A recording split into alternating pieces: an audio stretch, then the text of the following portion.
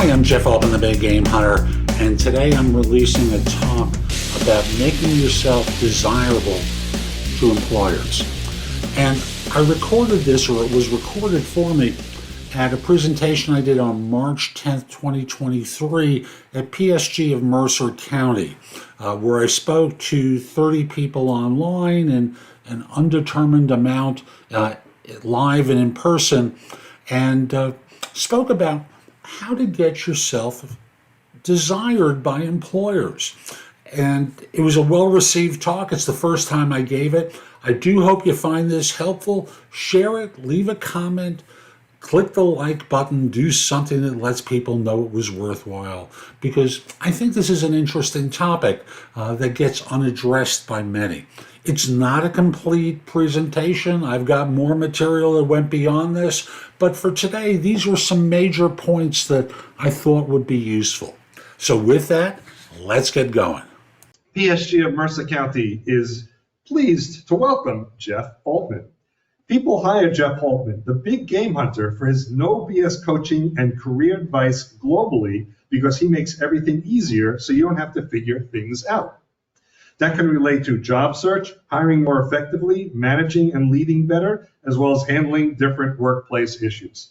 He hosts JobSearchTV.com on YouTube and Amazon, as well as the #1 podcast on Apple Podcasts for job search, No BS Job Search Advice Radio, with almost 2,600 episodes over more than 12 years.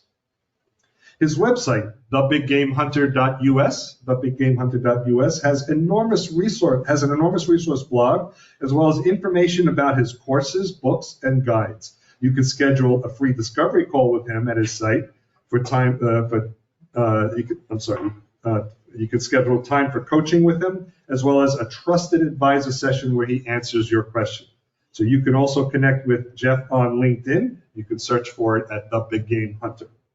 PSG of Mercer County is pleased to welcome back the Big Game Hunter, Jeff Altman.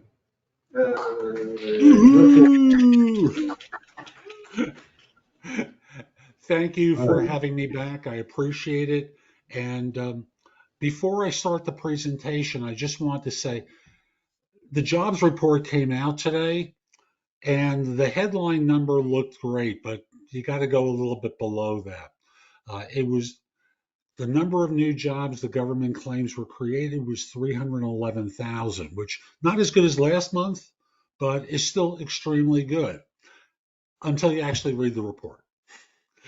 So of these, 264,000 of these are low-wage positions in leisure and hospitality, social services, and healthcare, and the jobs we pay for primarily in local government. And that's, again, 264,000 of the 311,000. And if you work in technology, negative 25,000. So it's interesting how these numbers are coming out. And I just thought I would start off by sharing that. So I'm going to be presenting today on being more desirable as a job hunter. And I have to also say, these qualities also affect how successful you are professionally. So again, I picked the word desirable, very different than competent. So let me first define the term. Desirable means having pleasing qualities or properties. You're attractive, for example, like in a desirable location, or worth having or seeking or doing. It's advisable. So what makes someone desirable? And now we're going to play a fun little game where I'm going to embarrass a couple of you. So I don't care if you're married or in a long-term relationship or what have you. I want you to go back and imagine what it was like to be 16 or 18 or 20 or maybe 25 years old. And there was a time you were dating, even back in the Paleolithic era, way back in time, you were back there dating. How did you make yourself desirable to someone? So now is my time to embarrass a few of you. And let's try John Sampson. How did you make yourself desirable to someone? I didn't smell too bad. Yeah, what else? Had a job. Um, could afford to take a young lady or not so young out to a half decent place, was what they were telling me. Always look forward to your phone call, John. That kind of thing. Okay. Bruce Wentworth, how about you? How did you do it? Yeah, so that's going back ways. Um, yeah, I tried to, have the right haircut, have the right clothes. I think it was one way. You looked a certain way. Yeah, I Good. had my John Lennon glasses. Gotcha. That's great. Carol McCullough, how about you? What did you do to be attractive to others? I think it's been covered basically. Look the best I could be. Um, also, behave politely. Was interested in the other person. Excellent. So you listened attentively to the other person. Yes. Excellent. And I'm going to pick one more, and it's again an early alphabet person, Alex Freund. What have you done to be more attractive? What did you do back in the Stone Ages to be more attractive to someone?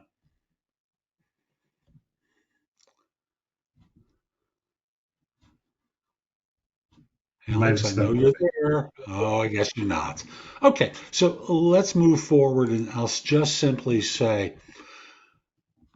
these are obvious qualities that people look for. And I'll just start by asking, how did you meet someone to date?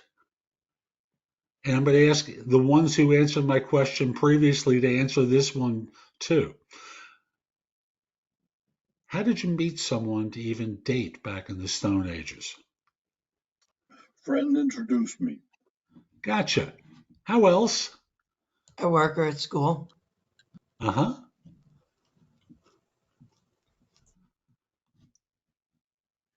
One more. I know there's a third one of you there. Oh yeah, just I was going to school, so I met my wife actually through school, but also through social settings like bars and such. I've been married more than once. Um, so as a former headhunter, I joke that I learned to interview much better as time progressed.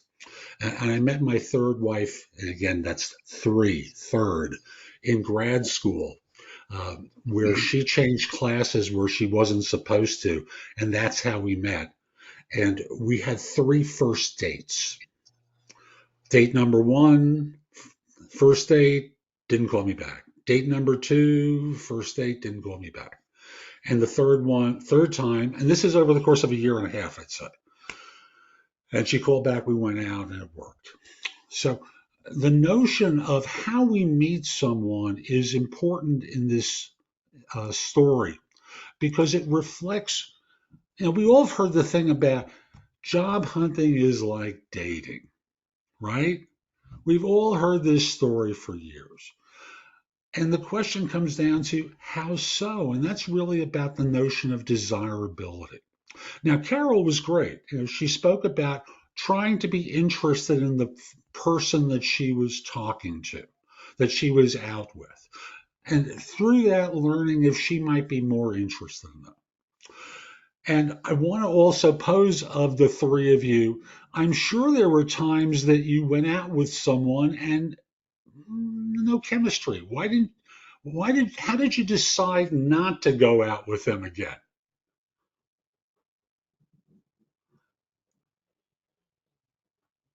Thank you for reaching to the mouse, John. She didn't call me back.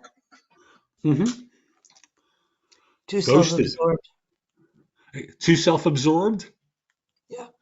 Excellent. Bruce?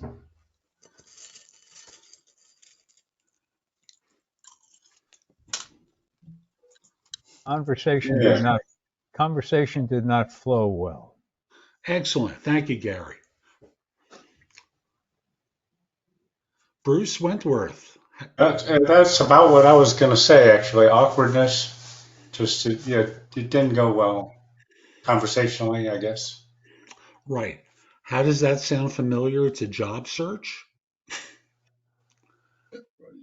And the goal here throughout is how do you become more desirable to a person that you're meeting here? And talking about why you don't go out on a date with them again, whether it's they weren't interested or you weren't interested, kind of reflects where we're going with this conversation. Because fundamentally, I think one of the interesting things that um, we develop a bad habit about is that we've become jaded over the course of time. Business transformation has homogenized and dulled so many of us and turned us into people who are kind of boring. No disrespect, folks. You know, I'm not sure if I don't think I'm the oldest person here, but I'm certainly up there. And I'll just simply say, so much of making yourself desirable has nothing to do with what you do. It has nothing to do with what you know. It has to do with a lot of secondary things that make a huge difference. So if you've heard me talk before, you know I talk about how firms evaluate people. And competence is only one thing they look for.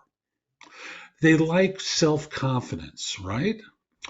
Character, chemistry, maybe a little bit of charisma. Charismatic people always do better than those who are not charismatic.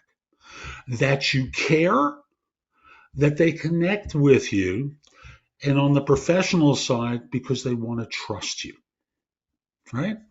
No trust, no hire.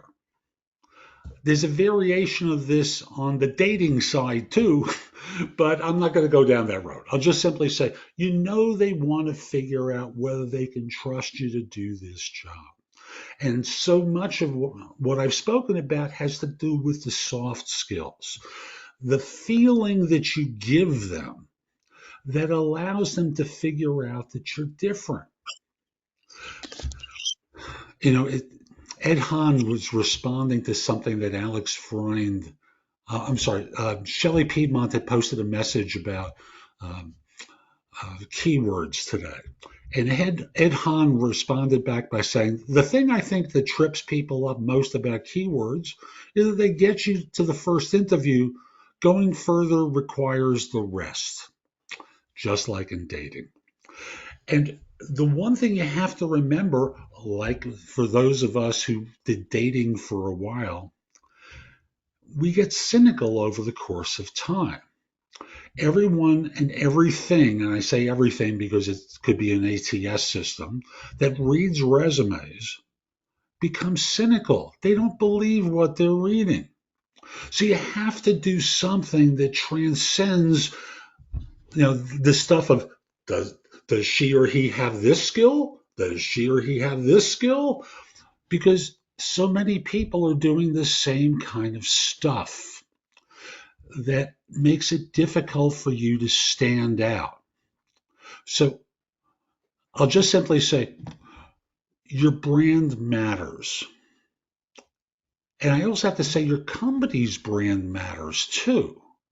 And this is not just simply from the standpoint of where you've worked, but the decision you make about where you're going to work can have a positive or negative impact on the future part of your career, because if your brand doesn't have an image, it's not an advantage. I remember when I was a beginning recruiter back in the Stone Ages when dinosaurs roamed the earth.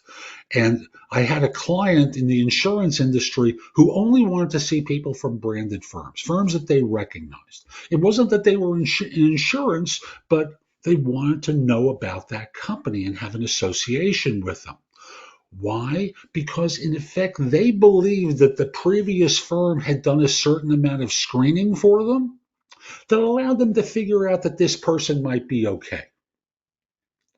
And of course, that needed to get confirmed in the course of the interview, because of course, if a person can't demonstrate the skills, you're not going any further, of course.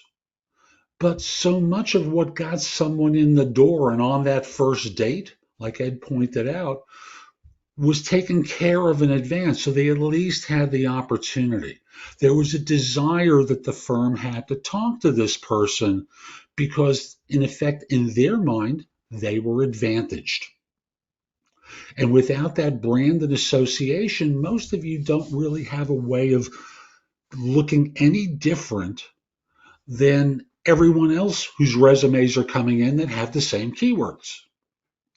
So your company's brand matters, but it's also your brand too that becomes so important, because for them to desire you, for them to be interested in you, you know, is important.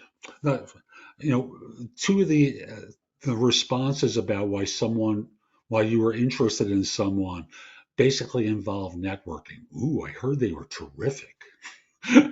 You had a recommendation, which translates into we know our network is important, right?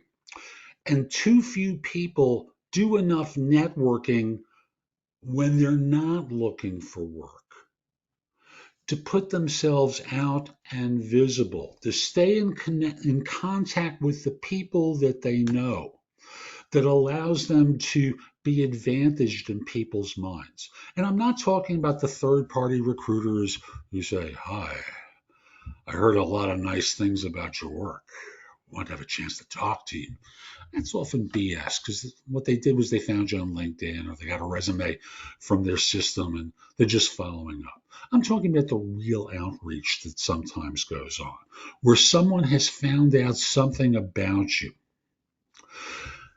And the result winds up being they're particularly interested in you because they know something about you. Now, how do they find this stuff out? You know, the goal is to make yourself more visible professionally. And I know this takes time and effort that you may not have all the time. And you can make some time for it, and it doesn't have to be daily like I do or as other people do. You just have to create a regular calendar for yourself to highlight some of your successes. And in person, you can do it too as you talk to people. Now, I want to go into elevator pitches here for a second because, you know, for years I would hate them because they all sounded like right out of the 1980s. Oh, you know, they all had that sort of sleazy kind of sound to them. And no one really listened.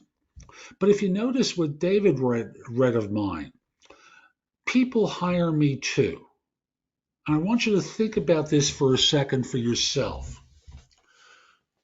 People hire you to do what?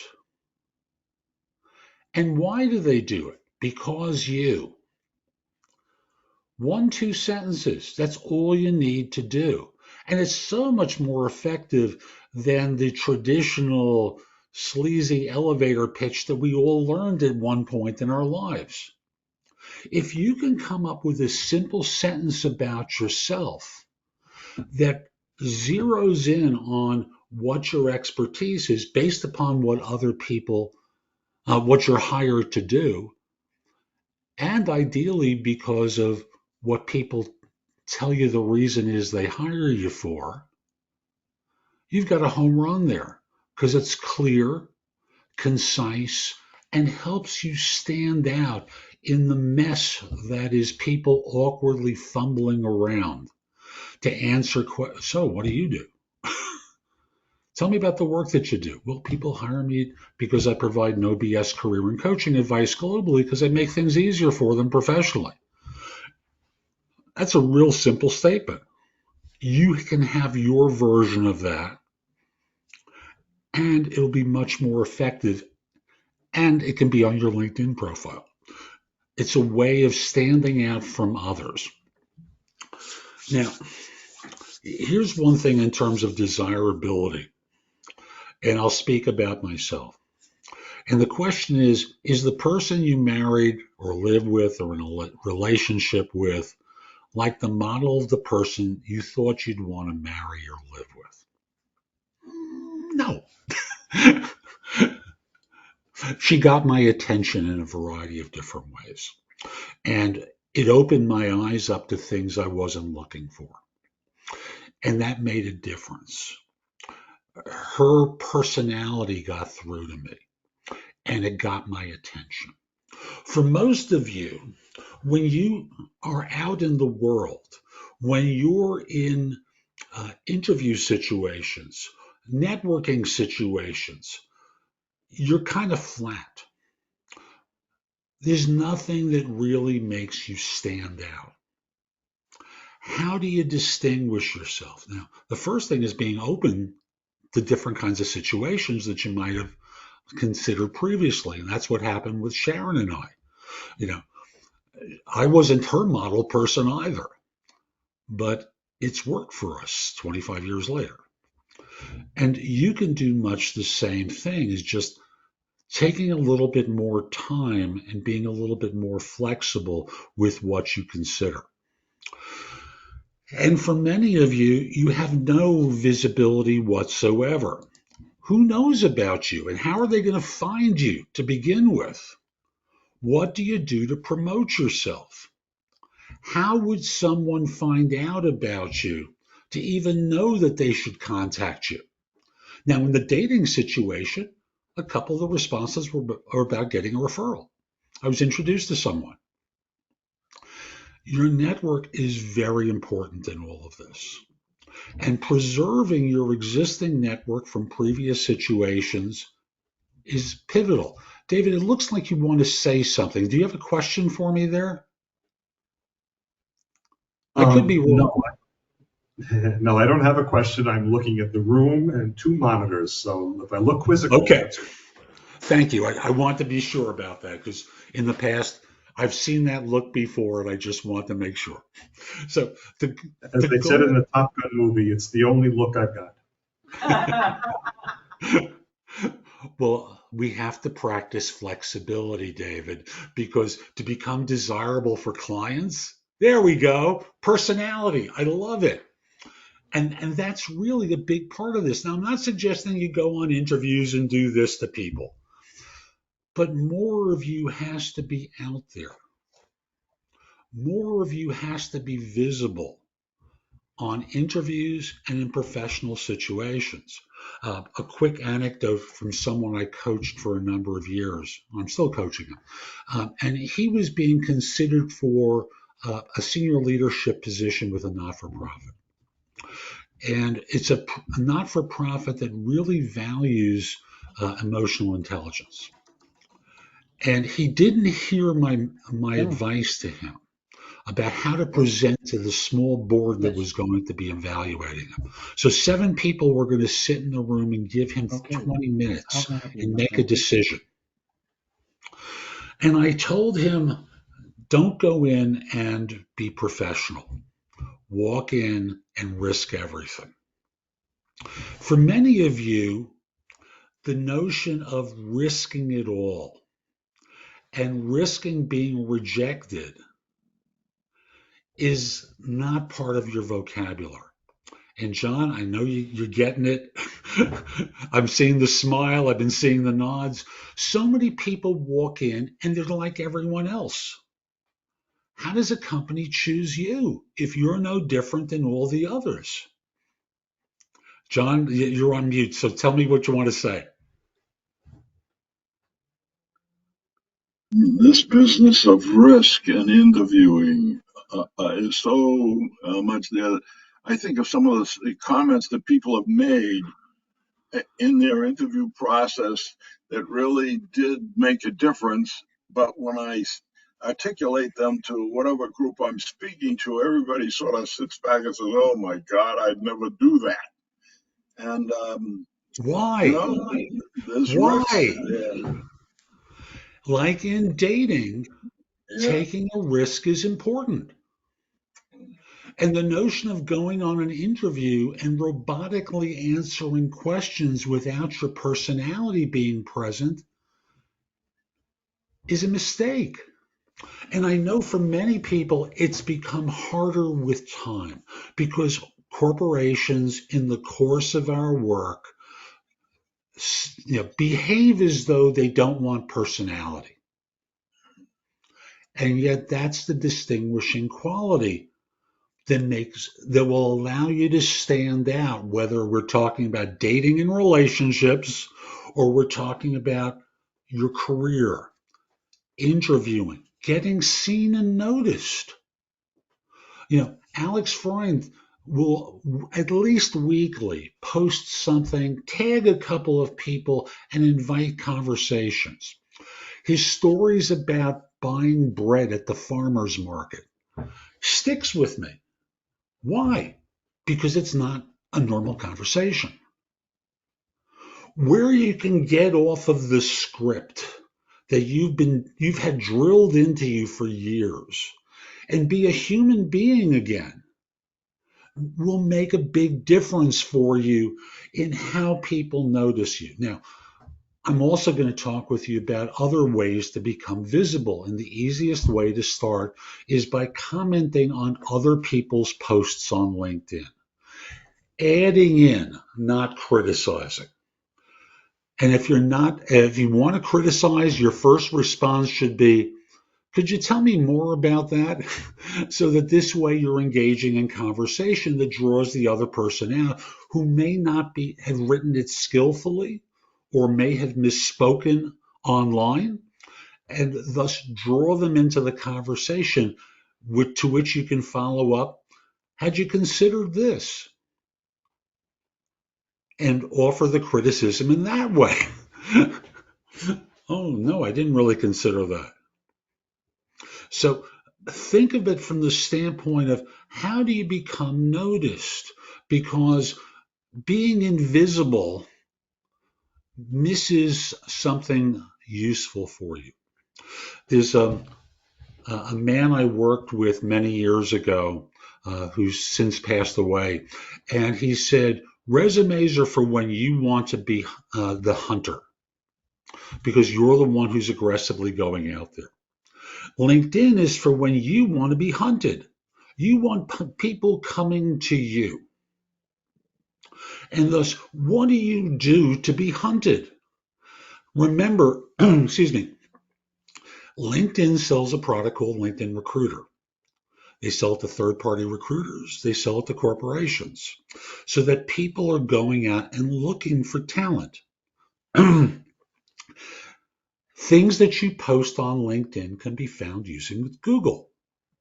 Write an article, it can be Googled. Write more, it can be Googled.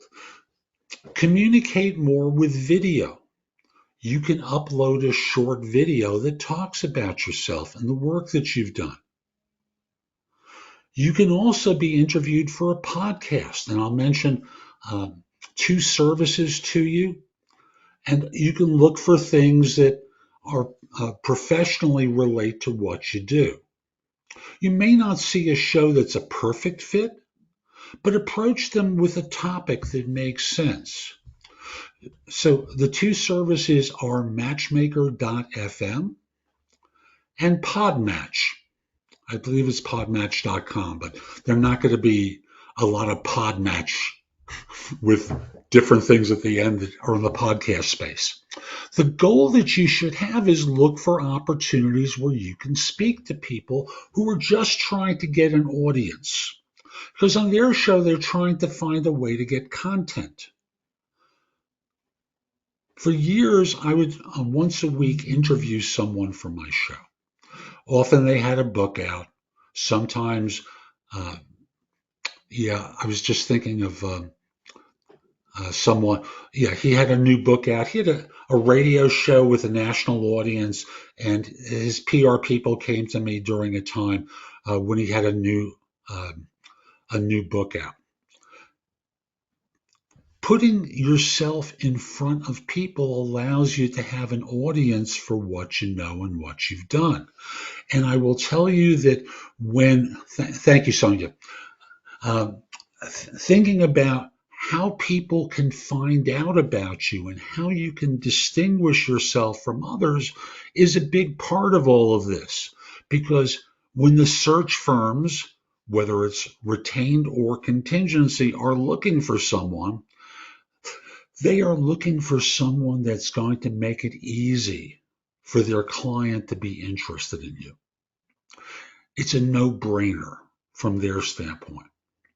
Years ago, a dear friend of mine, and for those of you who will recognize this term, he worked in operations research as an AVP at a New York bank. The term has long since disappeared.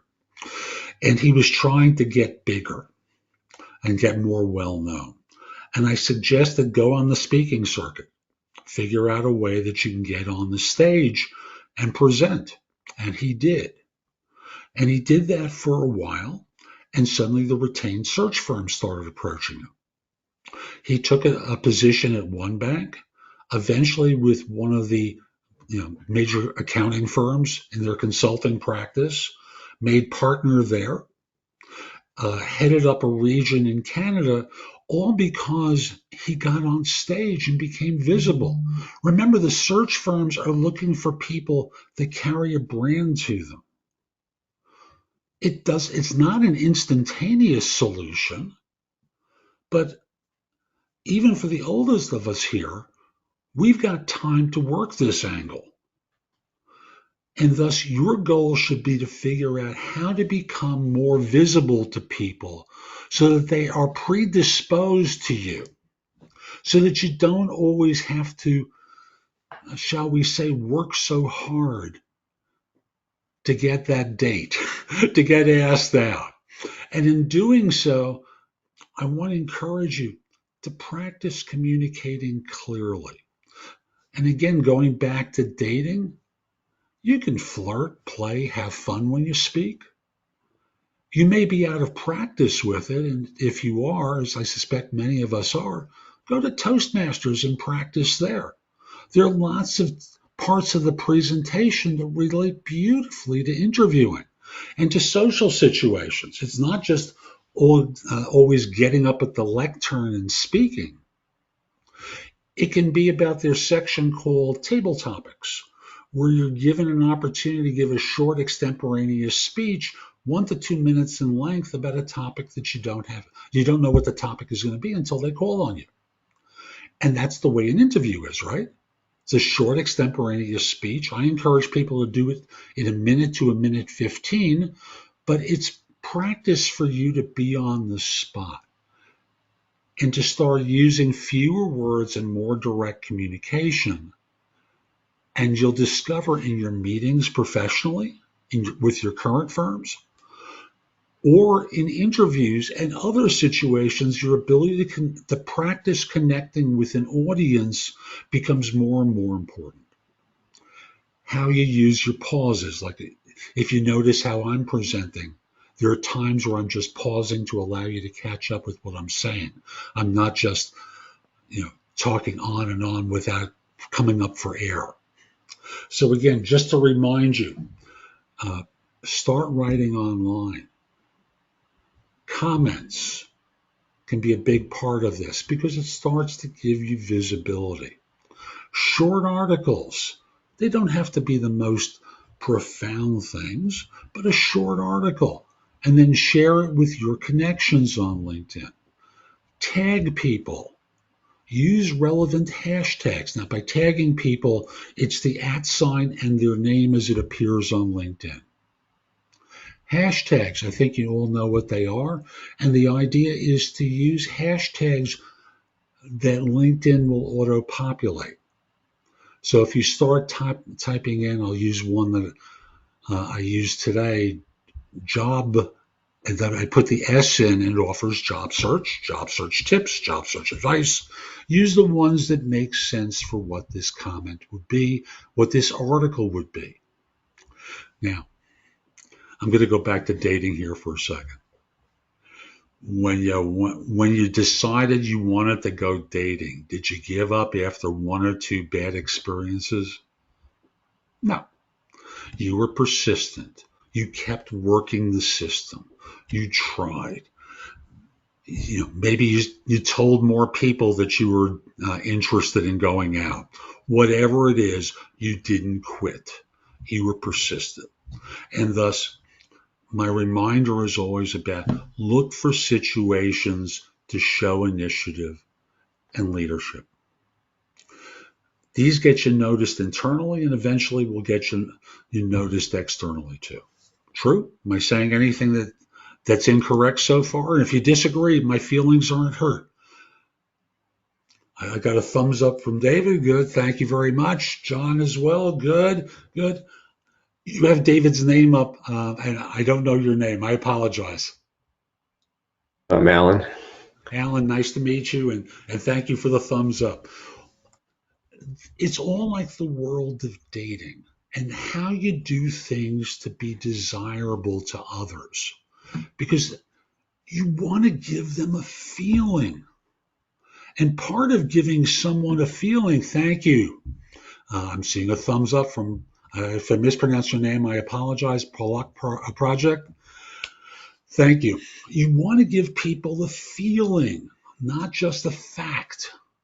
Lots of people can recite facts, but being expressive with your emotions and risking being rejected, heck, in the situation where you're being well behaved, you're getting rejected now. And I'll remind you that at least if you're hired and you put your real self out there in all its glory and you're rejected, that's fair. I don't really like him. He's so expressive or really analytical. I liked analytical.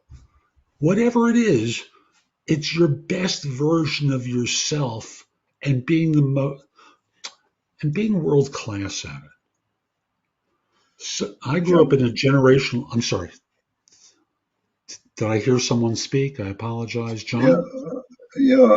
Just another venue for all of this is your experience as a user with 1, 2, 3 types of software. The vendors in particular are always looking for positive comments, so you can leverage yourself that way, and it's really quite easy to get yourself in front of an audience at vendor conferences, that kind of thing. Mm-hmm.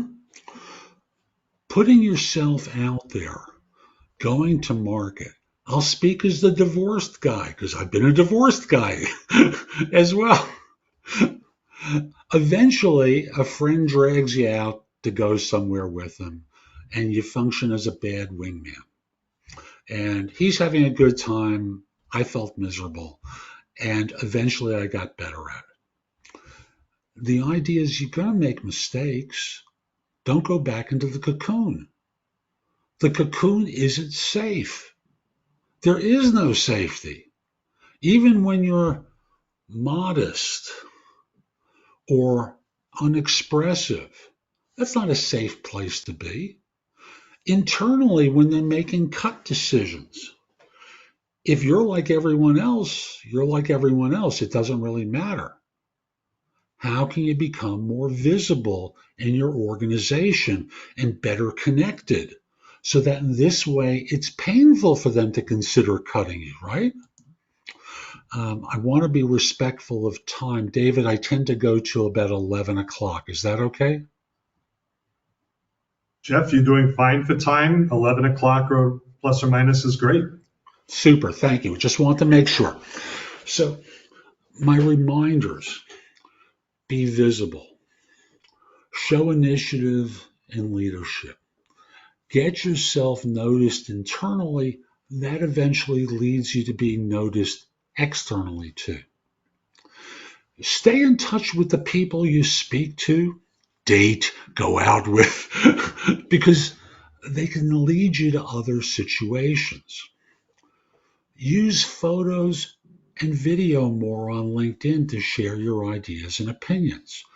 Grabbing one of these and just recording a quick video, a minute tops, uploading it to LinkedIn will serve you. Comment about what other people's posts. Keep going to places where you'll meet people. Just like in dating, you practice in safe spots that allow you to, again, be more visible. Now, this one, it's a hard one for some people to hear. Carry yourself like a success. Act like a winner. Stop being so friggin' tentative. Be great. I close all my interviews now, my videos and podcasts by saying be great. Because generationally, I grew up at a time where people said, take it easy. Why should I take it easy? I want to help people be great. So act like you want to be seen as excellent, and excellent to an even bigger universe. Show up, perform consistently, take ownership and meet deadlines. Make sure people know that what you did online and in person. Talk with them about the work that you do and some of the things that you are successful about. Tell the story of your successes in articles that you write on LinkedIn. And if you have a blog, you can write it on a blog as well. The idea is to build your reputation as someone reliable, trustworthy, accountable, who delivers results, and people know about it. Because you can do great work, like the tree that falls in the woods and no one hears about it. And that's the way you are then. You're not making a sound because no one's hearing this. Your goal is to establish a strong professional reputation and increase your potential value to employers, not just simply in your current one, but to those outside your organization as well, so that they can find you, so they can figure out, hey, she can do a great job for me doing that. She did that for them. Maybe I should talk with her. Or he did this. Wow, that's interesting. I'd like to talk with them. Become known as the expert. And I'm going to repeat something I was just talking about a moment ago. Do everything you do world class, not half-assed. Be great, not doing good enough work. Because you want to be known as someone who people come to, right? And thus, instead of being ordinary, being exceptional and people knowing about it. That's part of the risk that some of you need to learn to take. I remember a client of mine said something that they thought was cutting when they said, oh, you really know how to promote yourself. And I said, thank you. And they were kind of surprised. And I took it as an incredible compliment. I was filling a ton of positions for them. And they would see my letterhead, Jeff Altman, the big game hunter, and things I had written, because I would forward it to them from time to time. And then I just got into video and podcasting, and my book of business grew tremendously. But they thought they were being insulting by saying, you really promote yourself a lot. Yes, thank you. You've noticed. I accomplished my point. Remember, the people who aren't going to like you because you put yourself out there aren't the ones that would ever help you anyway.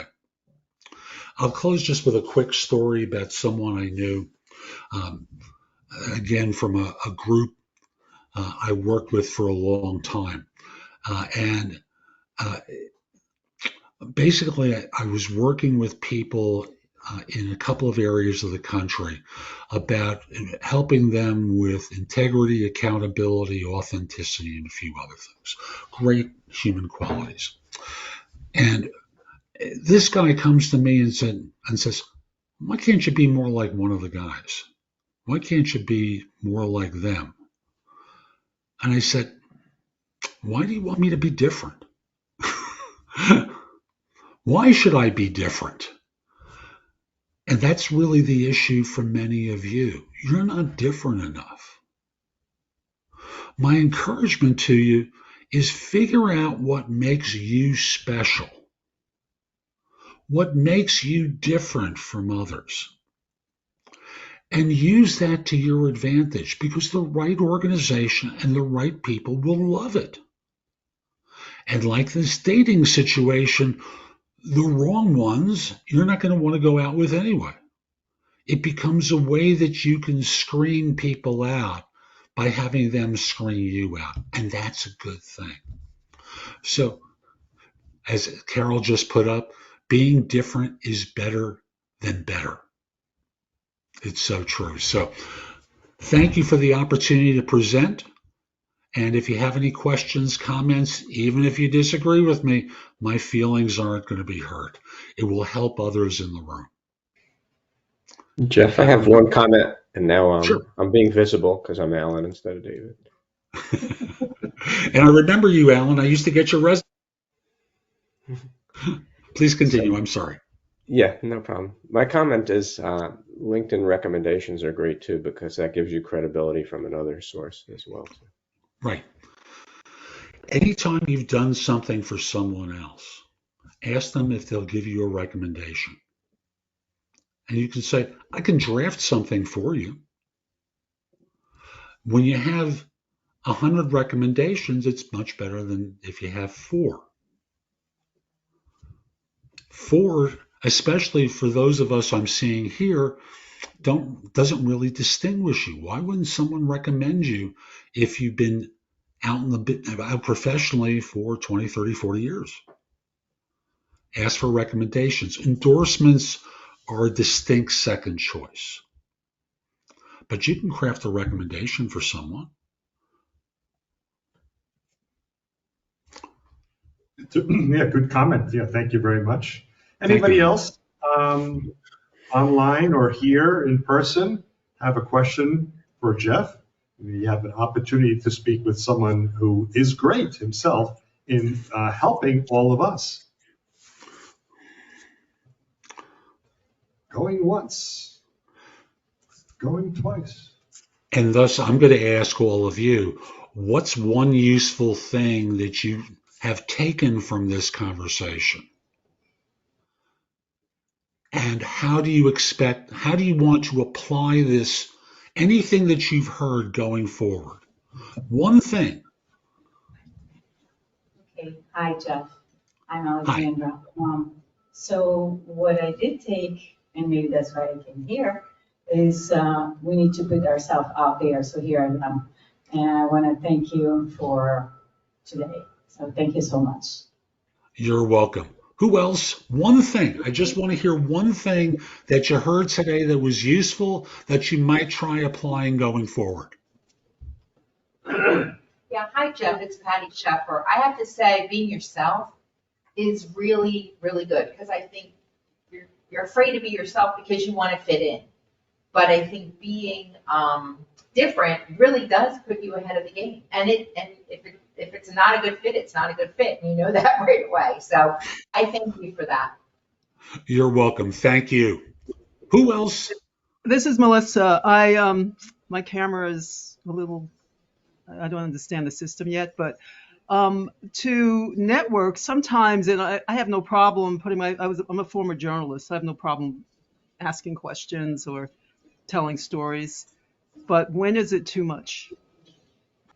When that's an easy one for me to answer. When you notice them not paying attention. Oh, because and sometimes I know you know how to notice. Yeah, sometimes if they walk away and say, "Well, wow, I mean, there's no way I can," for instance, I discovered Judge Judy and put her on the air, and she got a show after that. And, I tell stories, I might tell a story or two like that. And, then people will feel like, I don't know what else I can say to this person.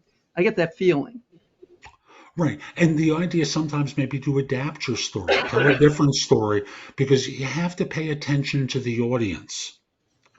Your job professionally is not just to bask in your own magnificence. It's about connection.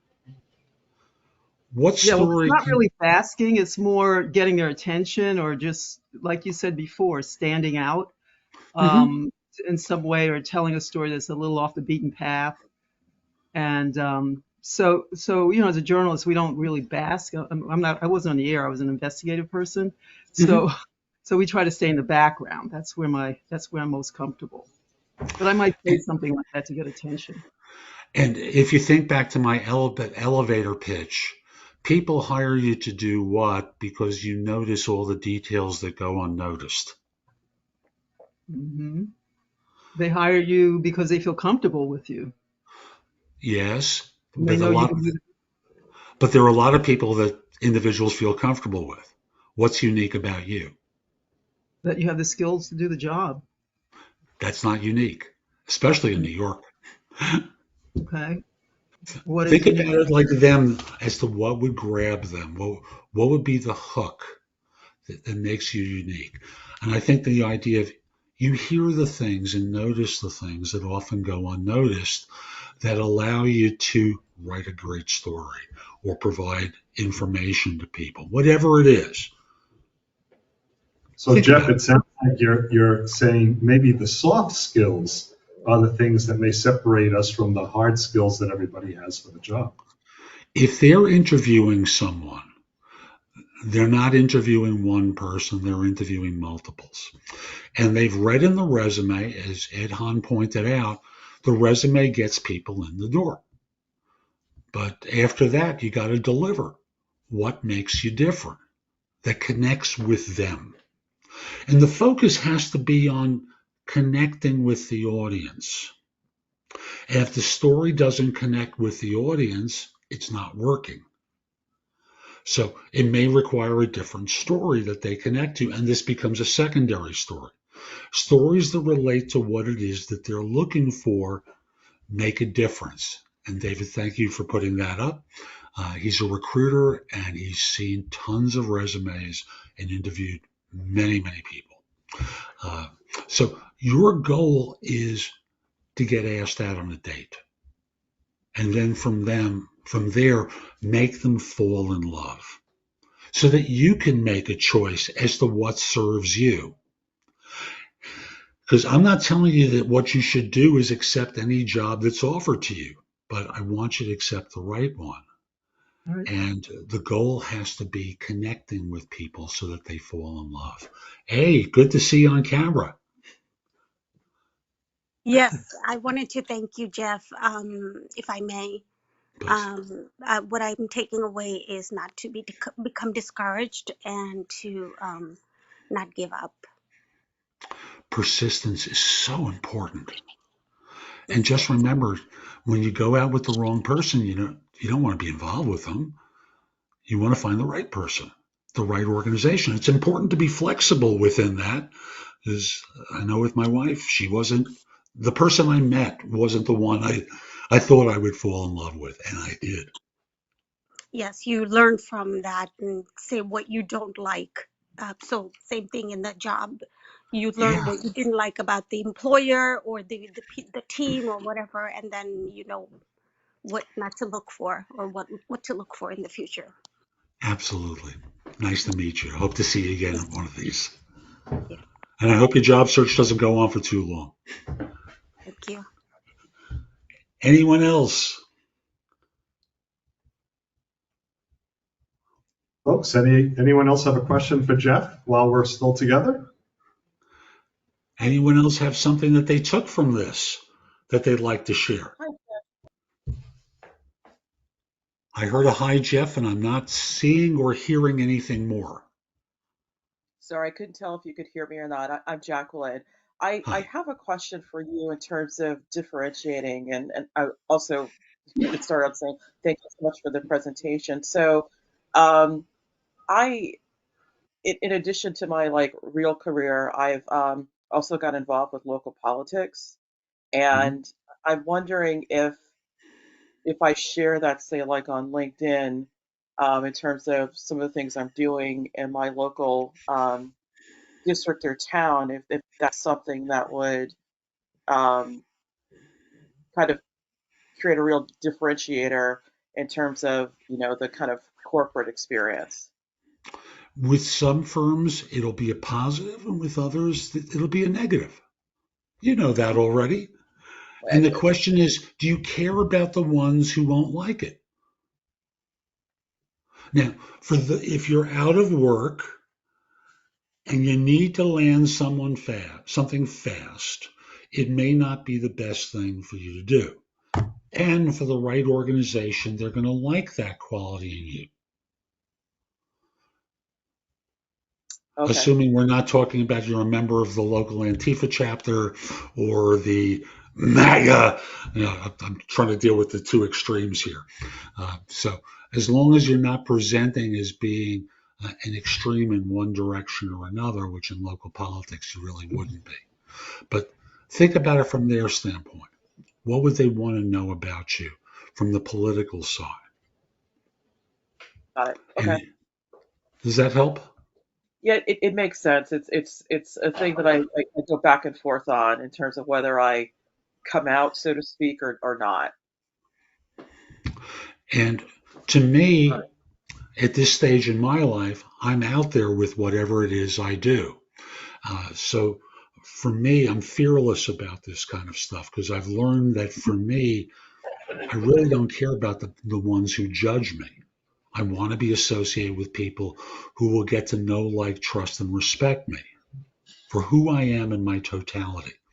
So I've got a number of books out on job search, but I also have cookbooks and game books out too, all for Kindle. And I do it because it's fun for me and it helps people.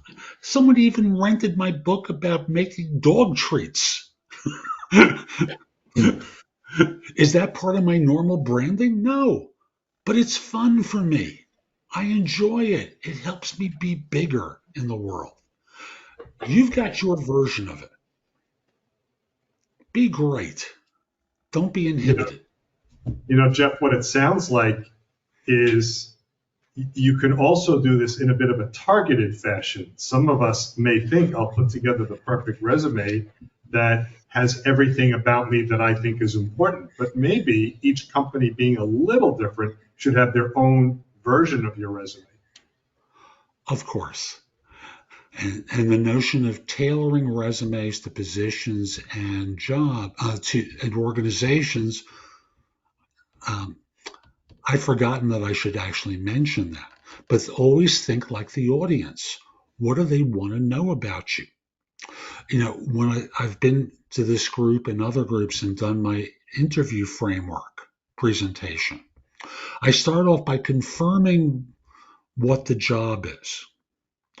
And then in response to the question, tell me about yourself, I try to help someone connect with the interviewer quickly that you can do the job.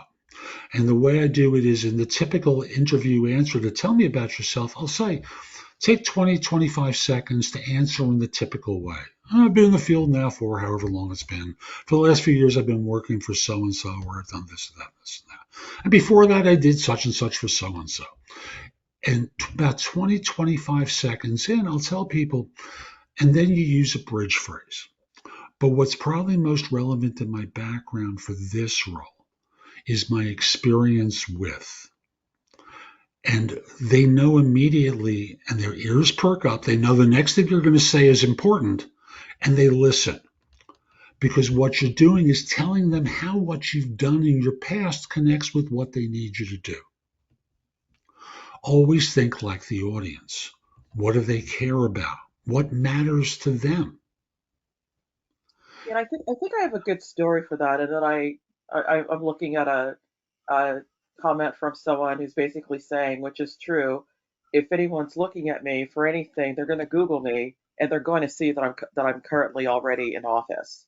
So it's not like I can hide this from anybody. Okay. Put it out. Yeah. Excellent. So they Google and they'll find you, and firms do Google. I have a comment. If this is Charlie R. Thanks, Charlie.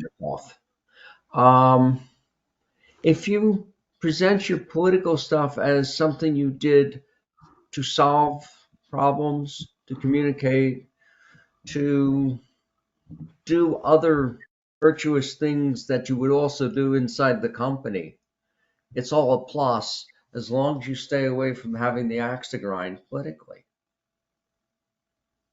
You know, all these things that you're doing are what we refer to as transferable skills. If you could present some of your political activities in that manner, it just reinforces your broad brand of problem solving, making changes. Yeah, and And actually, affordable housing, supporting diversity. I think it's all good stuff. I mean, there's nothing really controversial about it right now. On Um, the hood, an apple pie. yeah, and Jacqueline, think in terms of how it represents leadership in your life. that's another point too. Yeah. Because I mean, on my first election, I had the most votes of anyone, beating incumbents. So it's a good story. I just need to figure out how to support that. hmm Always, where you are talking about being a leader in life and that it's part of who you are, connected with the stories that you tell and the position that they're trying to fill. Like there's someone I helped fill a job with. She was an associate press secretary on the Obama campaign. And she was hired for a not for profit in New York after 6 interviews. Because although the role was different than what she had done for Senator Obama on his first campaign, they saw something about her that clicked.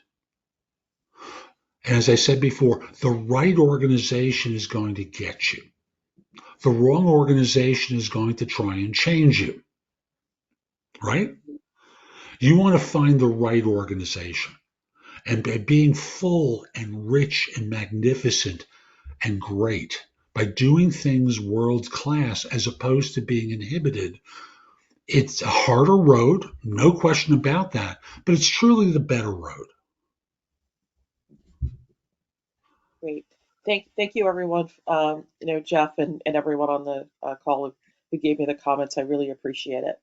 You're welcome. And as Tracy put into chat, be great, world class.